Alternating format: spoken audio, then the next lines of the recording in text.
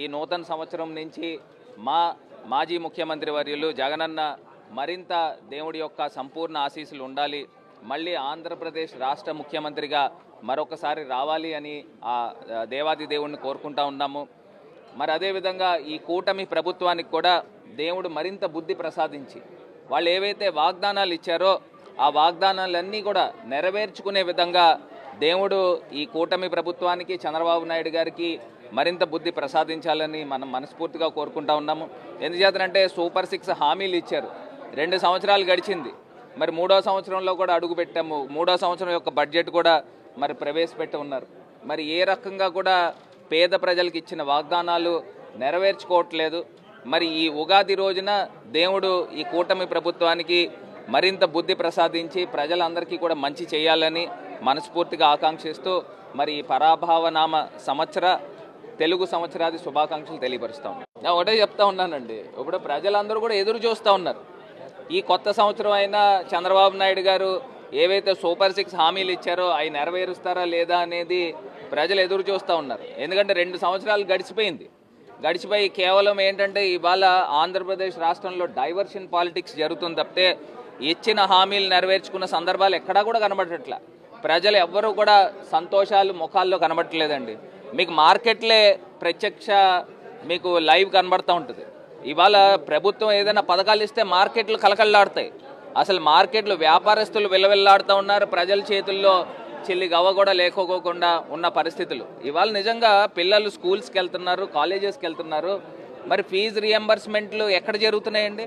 జరగట్లే.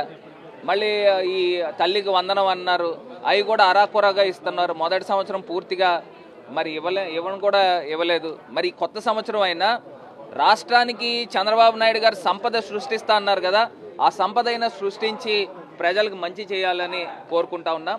మరి అదేవిధంగా ఇవాళ వైఎస్ఆర్ కాంగ్రెస్ పార్టీలో రాజమహేంద్రవరం నుంచి కార్యకర్తలందరికీ కూడా 5 లక్షల రూపాయలు బీమా ప్రకటించాము. మరి ఇవాళ కొన్ని బీమాలు కార్యకర్తలకు అందరికీ కూడా అందిస్తాము. రాజమహేంద్రవరంలో ఉన్న వైఎస్ఆర్ కాంగ్రెస్ పార్టీ కార్యకర్తలకు అందరికీ కూడా బీమాలు 5 లక్షల రూపాయల బీమాలు ఇవ్వాలని నేను రాజమండ్రి నుంచి సంకల్పించాము. మరి కొత్త సంవత్సరం నుంచి వాళ్ళందరికీ కూడా అందజేస్తాము. మరి ఎవరికైనా రాలేదో వాళ్ళు ఎవరు కూడా కంగారు పడద్దు, వాళ్ళందరినీ కూడా కార్యకర్తలందరినీ కూడా వెతికి వాళ్ళందరికీ కూడా బీమాలు ఇచ్చే కార్యక్రమం శ్రీకారం చుడతాం. ఇప్పుడు మంచి మాట చెప్పారండి.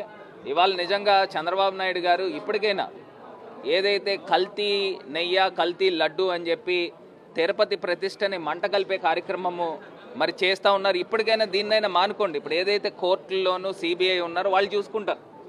ఇప్పుడు శాంపిల్స్ ఏవైనా మొత్తమైనా ఏదైనా ఒక్క శాంపిల్ అయినా తీసినా అది మీ ప్రభుత్వంలోనే తీశారు.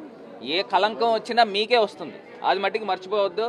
అదేవిధంగా తిరుమల తిరుపతి దేవస్థానం చైర్మన్ కూడా ఈ కొత్త సంవత్సరంలో నిర్ణయం తీసుకోండి.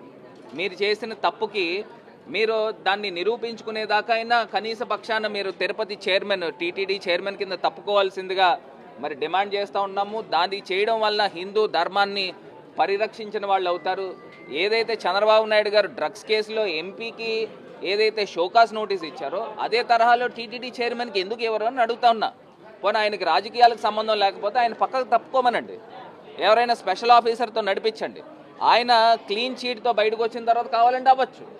మరి అంతే తప్పితే ఇవాళ ప్రతిష్ట మంట కలిపే కార్యక్రమము ఈ కూటమి ప్రభుత్వంలో చేస్తున్నారు. నేను ఒక్కటే స్వామీజీలను కూడా ఈ ఉగాది రోజు నుంచి ఒకటే కోరుకుంటా ఉన్నా, పెద్ద పెద్ద హిందూ ధర్మ పరిరక్షకులు అందరూ కూడా గొప్పగా చేస్తూ ఉంటారు. వచ్చేది శ్రీరామనవమి, మరి శ్రీరామనవమిలో రామ జన్మభూమి కట్టిన మరి ఈ బీజేపీ వ్యక్తులందరూ కూడా నేను ఒకటే చెప్తా ఉన్నా, మీరు శోభయాత్ర చేస్తారు, అంత గొప్పగా చేస్తారు.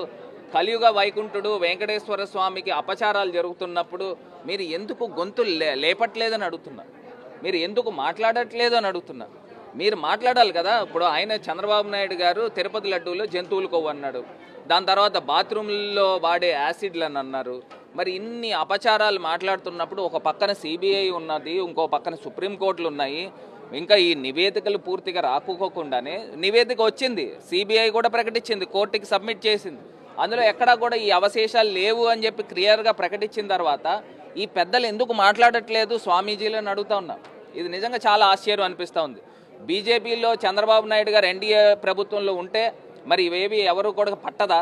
హిందూ ధర్మ పరిరక్షకులకు ఎవరికి పట్టదా? వాళ్ళు మాట్లాడరా? ఎందుకు మాట్లాడరని అడుగుతా ఉన్నా. ఇవాళ టీటీడీ చైర్మన్ డైరెక్ట్గా నేరుగా అంత అశ్లీలంగా ఒక మహిళతో ఉన్నది కనబడినప్పుడు మరి ఈ పెద్దలందరూ ఎందుకు మాట్లాడట్లేదు? నాకు ఆశ్చర్యం అనిపిస్తూ ఉంది. ఇప్పటికైనా మీరు బయటకు వచ్చి ఆయన చైర్మన్ రాజీనామా చేసేదాకా అందరూ కూడా పోరాటం చేయాలని ఈ సందర్భంగా వారికి హితవు తెలియపరుస్తా ఉన్నా.